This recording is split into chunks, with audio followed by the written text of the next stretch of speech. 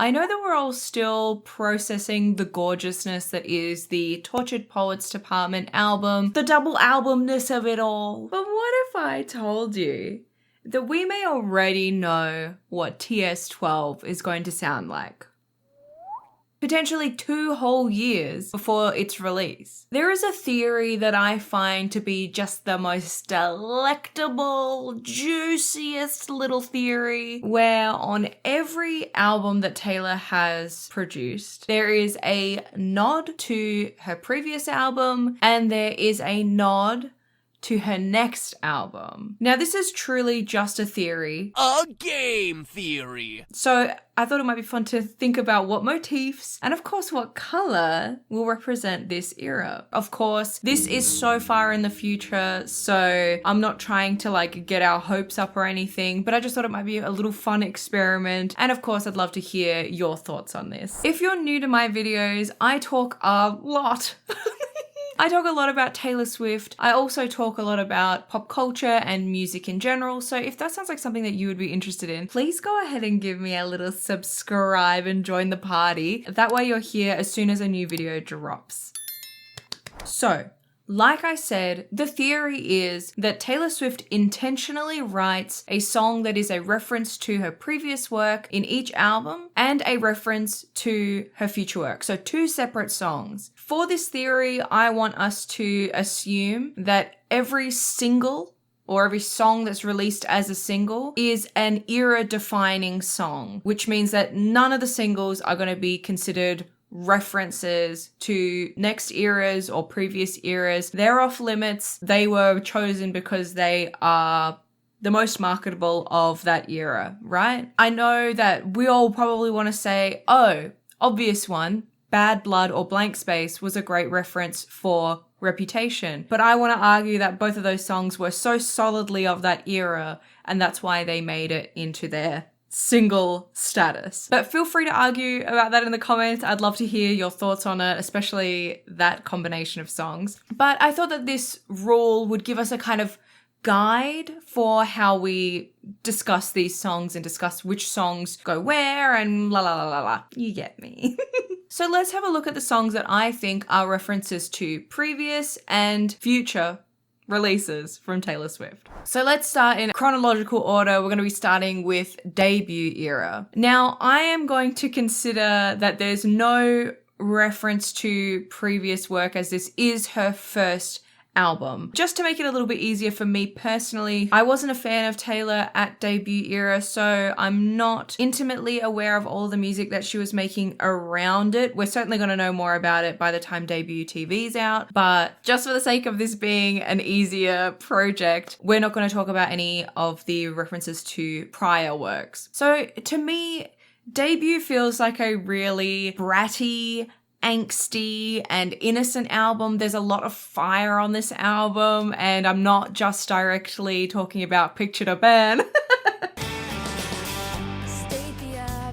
It feels innocent and angry in a way that, being a teenager is. If we want to think about Taylor's next album, Fearless evokes a similar kind of innocence, but it's a more whimsical innocence. It's very romantic, and I think there's a real focus on young love. Of course, there's broader topics that are talked about as well, but when I think about the main songs on that album, it's talking about forbidden loves and, would've, could've, should've loves and those kinds of things. So for debut's reference to the Fearless album, I believe the song that is that reference is I'm Only Me When I'm With You. To me, it sounds a lot like The Way I Loved You and Forever and Always. I think it would fit really well on the Fearless album personally, and I think, kind of that screaming and crying and kissing in the rain, I'm only me when I'm with you. I think that the marriage just is there. It definitely all sounds very similar. I think speaking about debut and Fearless, the sounds of both of those albums is very similar, but I would say the topics of the songs are what set those eras truly apart. So next up we have Fearless. For our Fearless reference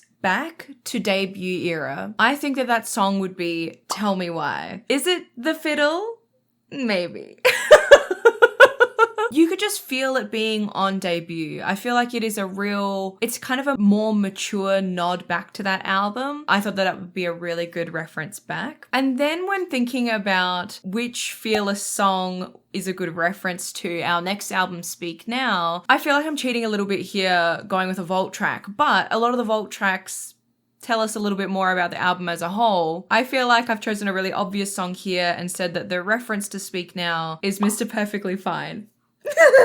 The muse for this song is a muse that is also featured on Speak Now, and that was part of what I was thinking, but also I think that the sound of the song matches kind of toward the end of the album of Speak Now, so I'm kind of in a mid confidence with that choice. I know there's probably other choices that would also be really good on Speak Now, so let me know in the comments which one you think would be kind of the juiciest, the best reference to Speak Now on Fearless. So next up we have Speak Now, my beloved album. And now I've got to say that this album was probably the hardest for me to pick which song was a Fearless reference and which song was a Red reference, because to me, in my head, Speak Now is one of those albums that it just feels like every song is so Speak Now. And I think that another album that's like that is 1989, and we'll get to that later. It's still kind of an innocent brattiness or an angstiness because it is so like reflective of, you know, things that people did wrong to her on that album. But there's also such a whimsicalness to it. There's such a theatrical nature to Speak Now that I don't think is captured the same on the other albums. So this one was really, really, really difficult to me. And especially because this album had a lot of singles. And I think kind of the most obvious choices for which one might go into the other albums were actually on the singles. So like, for example, I would say probably the most obvious Fearless reference on Speak Now is Mean. Only in sound though, not in topic. But Mean is so Speak Now. And so is like Sparks Fly. You could probably also argue Sparks Fly for Fearless. So with all that being said, I think that my Fearless reference on Speak Now is Enchanted, which was never a single. I think the reason that I'm picking Enchanted, and I would say I'm also at kind of a medium to low confidence on this one for me personally, is that the sound of it and the feel of it is very, you know, love story, you belong with me, fearless, kind of that energy. Like it feels very playful and whimsical. Like if I could really pry something away from Speak Now, it would be Enchanted. But like I said, that song is so Speak Now to me. So this one was really, really, really tough. But I hope you can kind of see my vision for it. And now for Red's reference on Speak Now, you know, Red represents to me the burden of love. It's all kind of representations of love in different ways. You know, Sad, Beautiful, Tragic is a loss of a love and letting go of that love. Red is looking back on a love that was toxic. And then you think about like silly, frilly songs like 22 that are kind of more upbeat, or Begin Again that's really hopeful. So for me, the songs that really define Red to me are those breakup songs. And I feel like the most obvious song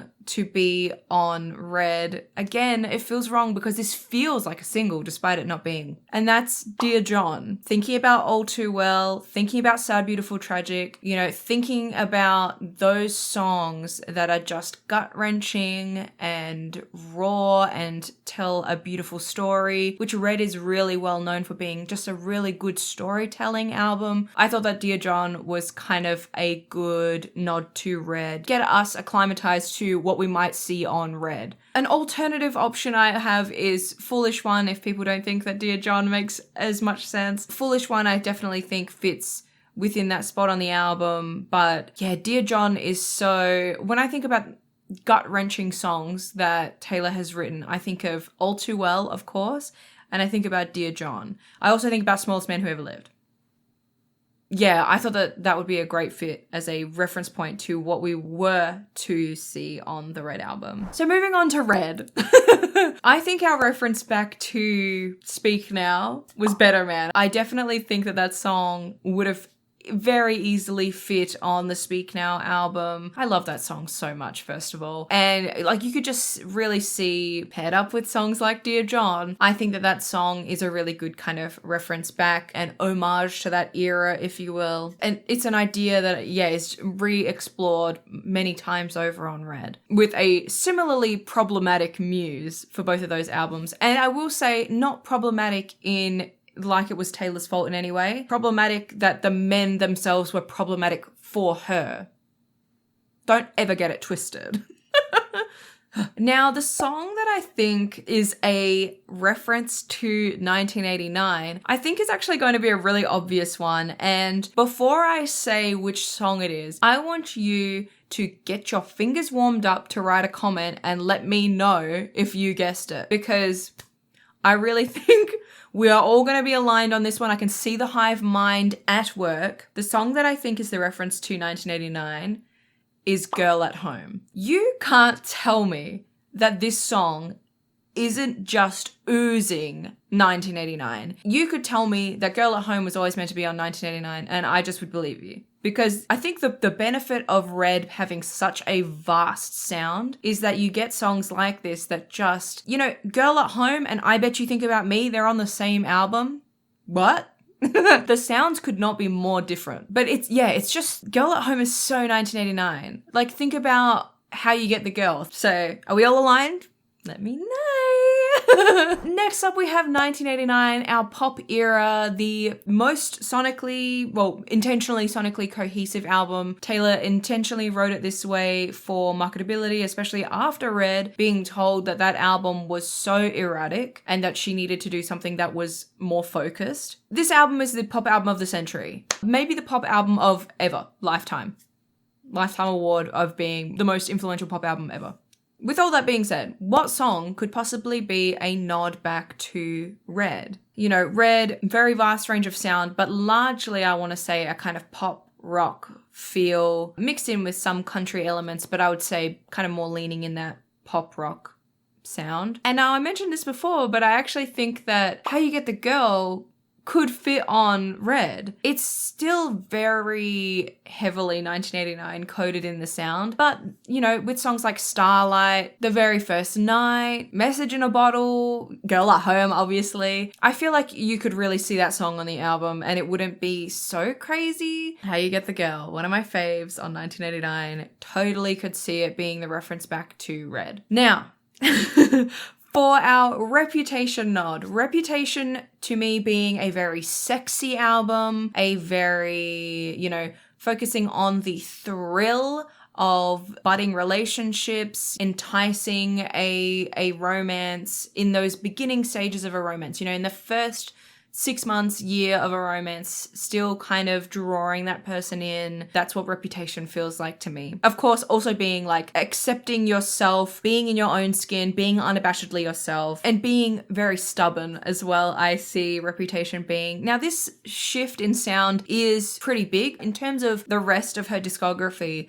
Reputation was quite a shift in sound. And so I think the song on 1989 that was a reference to what we would see on Reputation was I Know Places. You could totally see I Know Places being on Reputation. Think about So It Goes, you know, think about King of My Heart, Delicate, Gorgeous. I Know Places could so easily fit in kind of that mix of sound. Right? Are you picking up what I'm putting down? I definitely think that Blank Space and Bad Blood could also be contenders for this, being that I don't care anymore. Like, I don't care how other people see me. I know me, and I'm going to poke fun at the image that maybe people think of me as. That feels very Reputation coded as well. But like I said, those songs are solidly 1989, at least in this, you know, project that we're working on together, right? You and me. I'm not going to say those. I definitely think I Know Places is a really solid pick for that one. I feel like that is at high confidence. If we're talking about my assuredness in this selection of songs, yeah, I would say I Know Places is at high confidence. So moving on now to Reputation, like I said, our stubborn, sexy, kind of darker themed album motif. Like, visually it's darker, but not sonically. Like, let's all be honest, this album doesn't have a dark sound. She maybe sings in kind of angrier way, but it's definitely still, it's what we're used to. It's still Taylor Swift. I think the song on Reputation that is a nod back to 1989 is Getaway Car. Now, I know, first of all, before we get too far, Getaway Car is so solidly Reputation in terms of the timeline of events that is being discussed, you know, running away from a relationship that is actually discussed in 1989 and going toward a relationship that was doomed to fail. That is so Reputation coded. However, in terms of sound and things like that we might expect to see on 1989, I feel like Getaway Car is a great nod back to that album. It also feels very reminiscent of songs like Is It Over Now and Out of the Woods. You know, there's a level of reflectiveness and kind of feeling stuck, but also not. It's kind of like the progression of that uncomfortability in the situation. It's like the finale of that kind of, if we were to put those songs together, Out of the Woods, Is It Over Now, Getaway Car, it's like the sandwich of songs. And like I said, despite the visual differences between Reputation and now our next album, Lover, to me, and I think a lot of us would agree, Reputation and Lover are effectively the same sound. There are some differences. They both are very production heavy in different ways. It's like that picture of sci-fi and fantasy. They're both different, but they're also kind of the same. So that's Reputation and Lover to me. In terms of like themes, like I said, Reputation is very drawing you in. It's the beginning part of the relationship. It's still getting to know someone. You know, I'm drawing you in. Everything around me is still fun and sexy because you haven't really spent much time with me yet. It's that exciting beginning part of a relationship. And Lover is the anxiety-induced state of, okay, but now that I've hooked you, are you gonna stay? And it's so funny thinking about that now after the Bolter video that I just recently did. If you haven't watched my video trying to like the Bolter, thinking about that concept of, for Taylor, she's discussed a lot that in the initial parts of a relationship, she feels very comfortable because she knows how to impress someone, but she doesn't know how to impress them long term in a way that they will want to stay, at least so she thinks. And then when she sees an error or an issue, she runs and leaves so that she isn't hurt by it, which makes Lover such an interesting album because obviously she had those feelings and stayed. It's just very interesting to me. Anyway, all that to be said, I think that the reference to Lover on this album is New Year's Day. And I think that might be a little bit of a cheat answer, especially because at the back of the album, but it's progressed further than the initial place of a relationship to me. So that's kind of where I feel like New Year's Day is a little bit more, it's more of a kind of cute connection for New Year's Day. Yeah, that feels very Lover coded to me. So next up we have Lover, of course. And like I said, Reputation and Lover, they have a very similar sound. So I feel like there's a lot of songs that could kind of go between these albums. But the song that I think on Lover is a reference back to Reputation is False God. I think that both the sound, that kind of sexy sound that's on Lover, is actually very different to the other songs that are on Lover, and it feels kind of out of place, not in a way that's like offensive, but like you could definitely see it being on Reputation, especially around songs like Dress, Don't Blame Me, I Did Something Bad. I feel like it really matches together, especially with the more religious imagery that is painted on Reputation or played with on Reputation. I think False God, again, I think I have high confidence with this pick, would be a good representation of Red on the Lover album. And then chaotically and challengingly, the nod to Folklore on Lover. Now, Folklore and Lover could not be two more different albums right next to each other. Not only is it a huge tone shift, but the writing styles between Lover and Folklore are just so different. I don't even need to tell you this. This is something that is just obvious. Like, Lover is very well crafted, and there are a lot of songs that are so beautifully written. The song that I think is the reference to Folklore on Lover is It's Nice to Have a Friend. And that might sound like a little bit of a cheat answer, but if I was to pick any song on Lover and have it convincingly sit with Folklore, I feel like it has to be that song. I would be tempted to put something like Cornelia Street maybe, or Death by a Thousand Cuts on there as well if it was the acoustic version stripped back. But if we were to do it, you know, original production, and all that, I think It's Nice to Have a Friend is the song that makes the most sense. It was like Taylor was dipping her toe into a sound before she dove fully into it for Folklore. I definitely think sonically there's a similarity between that song and that album. All right, Folklore, we finally arrived here. Woohoo! Again, because there is such a shift between Lover and Folklore, it makes it really hard to decide which song is a reference back to Lover. Thinking back on the anxiety, thinking back on the melancholy of Lover, a lot of people don't think about Lover this way. They think about Cruel Summer. You know, they think about all the fun songs and then they don't really think about, whoa.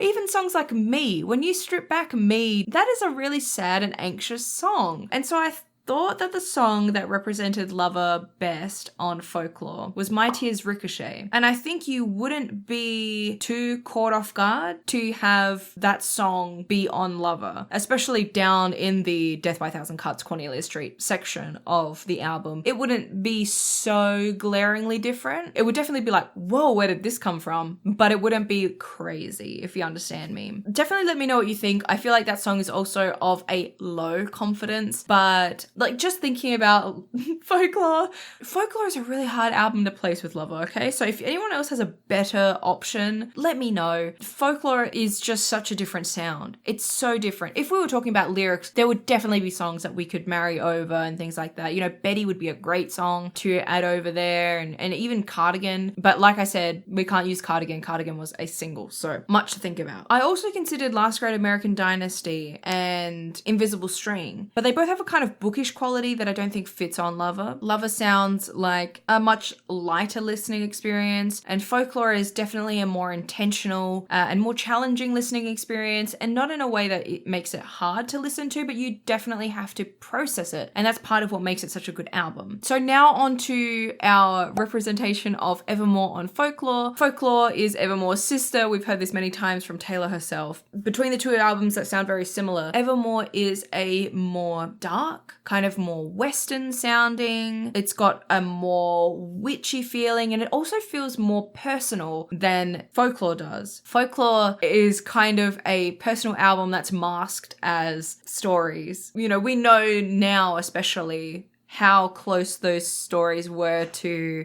reality, but Evermore was never meant to be an album that kind of masked that, oh, you know, I'm just telling these stories that are like not about me and like don't read into it too much. Like Evermore was definitely like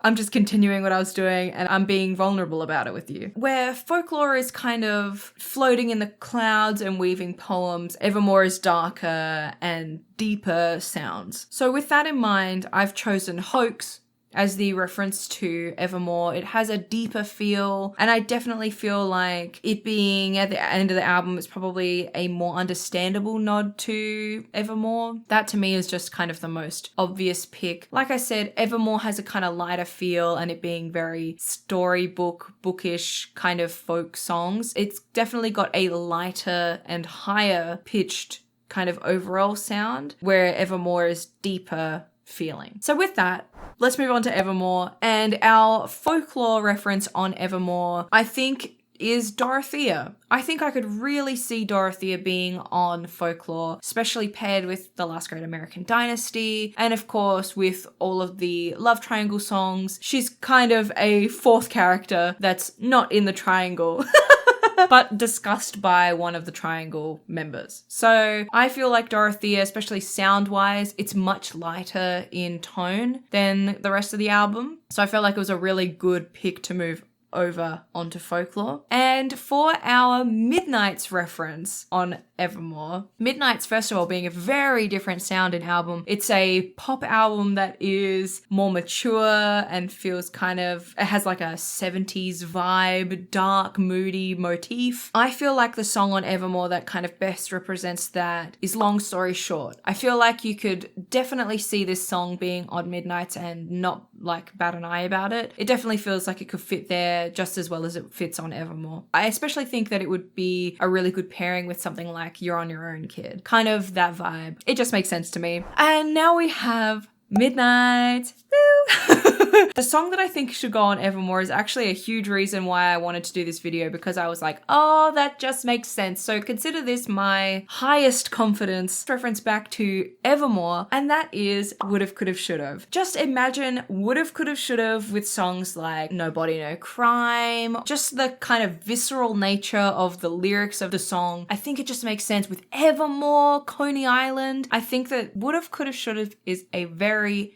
Evermore sounding song for sure. And now my Torture Poets Department reference on Midnights is going to be a little bit cheeky, so I've given two options for this one, just for the sake of stopping anyone from shaking their finger at me and saying, but Pastel, yeah, well, duh, that song is the reference. Shut up. So to me, I think you're all going to guess what I'm saying, but to me, the Torture Poets Department reference on Midnight is hits different. You know, thinking about the bridge especially, and thinking about the sound, of course, it flows so perfectly into Fortnight. Have they come to take me away?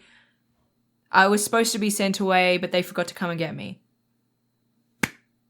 Huh? It was meant to be this way. Like, Hits Different is the perfect marriage onto Torture Poets Department. I don't think that that's really up for debate. But if you were to tell me, Pastel, you cannot have that one. That one is meant to be at the end of that album to introduce Torture Poets Department as a concept to us, so you can't get rid of it. Okay, fine. I'm gonna put Snow on the Beach on Torture Poets Department. If we think about Snow on the Beach and then think about songs like Florida, we think about kind of, especially the first part of Torture Poets Department, the original album, Snow on the Beach to me sounds the most like it fits on there, especially when you think about the kind of celestial production that is in there that could very easily work with Down Bad. I think that's a no-brainer to me. So, you know, whichever one you allow me to have, hopefully you understand and can kind of see the vision there. And so for Tortured Poets Department, our final album that we're going to be discussing today, the Midnight's reference on Tortured Poets Department to me, I've already mentioned it, Down Bad. Midnight's is such a celestial album. It's giving space.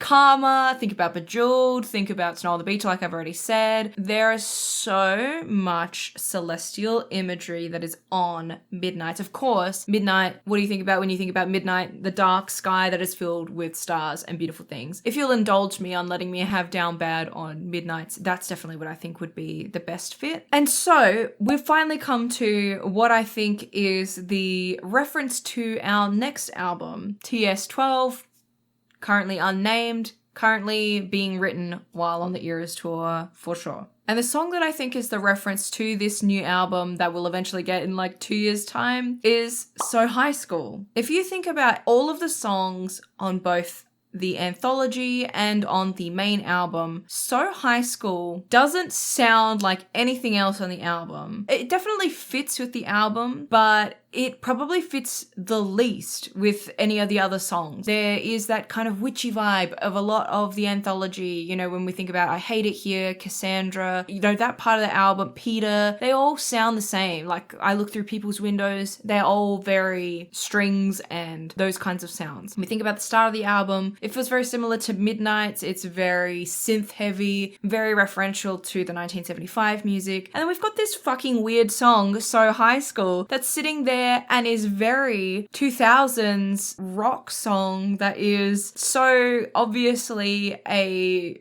romantic comedy song. You know, like, it's perfect to be put on a movie. I think that our next album is going to sound very much like this. I think it is going to be Lover 2.0. Lover being an established relationship album. We're talking about ongoing feelings of being in a relationship. I think this one, instead of being anxious and being very clearly not right for her, she is going to now discuss a relationship that is working for her. Dating someone who finally knows that they're dating Taylor Swift. Someone who appreciates her and understands her at a similar level, them both being extremely famous and extremely successful in their own field. And she's so clearly having fun right now. She's so in the public eye, but in a way that's like not out of her control, if you know what I mean, with her relationship. Again, it's going to be less self-conscious. It's going to be more self-assured, more honed in. You know, we're going to get a follow follow-up to The Prophecy, I feel like. We're going to be getting a lot of thank yous to the sky. I think that our new album is going to have a dreamy rock kind of sound, which we have been waiting for. We think back on tours like the Red Tour and the 1989 tour, where Taylor was giving rock on different versions of the songs on those albums. And we were like, yes, yes, yes, yum, yum, yum, yum, yum. But then she never followed through on a rock album for us. So I reckon it's going to be a kind of,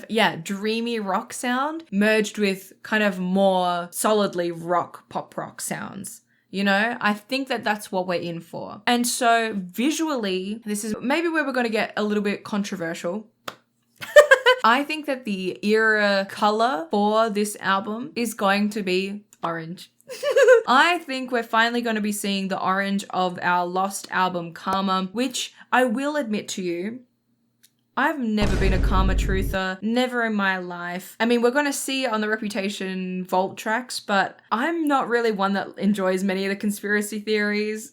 So I apologize if you are someone that likes them. You know, have fun. It really doesn't impact me very much. So, you know, if you're a Karma truther or a Woodvale truther, have fun with it. Like, you're not hurting anyone. But I really don't think that Karma was ever going to happen. But now I think that we're finally going to be seeing the orange. And I'm more specifically thinking, rather than the Karma orange, I'm thinking of like a creamsicle kind of orange, like a soft orange. And I think with purple accents, I'm thinking the Karma music video with the planets, with Ice Spice. And I believe that orange is the last color emoji of the hearts on the Apple keyboard. So until Apple invents new colors for emojis, it's kind of gotta be orange, Taylor. So whether you're planning it or not, that's what we're left with, babe. And I definitely think that that iconic crochet dress was like a nod to what we were going to expect. Maybe there's going to be a bit of another 70s vibe back. Or maybe she just enjoys playing with it, but who knows? I would love to hear what you think. I would love to hear which songs you think best represent the albums before and after it. Whether you think I got any of them really desperately wrong or whether you think I got them all pretty right. I'd love to know. I definitely would say that if you are going to do this and you are going to tell me in the comments which ones you believe, please, please, please, please follow the rule of us not using the singles as the songs that are being referenced to each albums. Please make the singles stay on the album that they belong in. When we did this for the My Perfect Eras tour video and I gave you a set of rules, half of you didn't follow them. And this time I want you to follow the rules. Thank you all so much for hanging out with me today and playing with this idea of what the next Taylor Swift album is going to sound like. Like I said, I am in no hurry to hear it. I expect it's going to be a few years away, especially I think it's going to be coming after all of the Taylor's versions are going to be out. So, you know, we've got a lot of time to wait and process this and see where this goes. But I would love to see what you guys think now, especially considering this theory. What do you think is likely to be the next sound? What do you think she's likely going to be pulling on for topics and things like that? I feel like we're going to just have a beautiful album of songs like So High School and The Alchemy, and we're all just going to be like, oh, to be in love like this. You know what I mean? So yes, stay healthy, stay hydrated, and I hope that I see you all next time. Bye!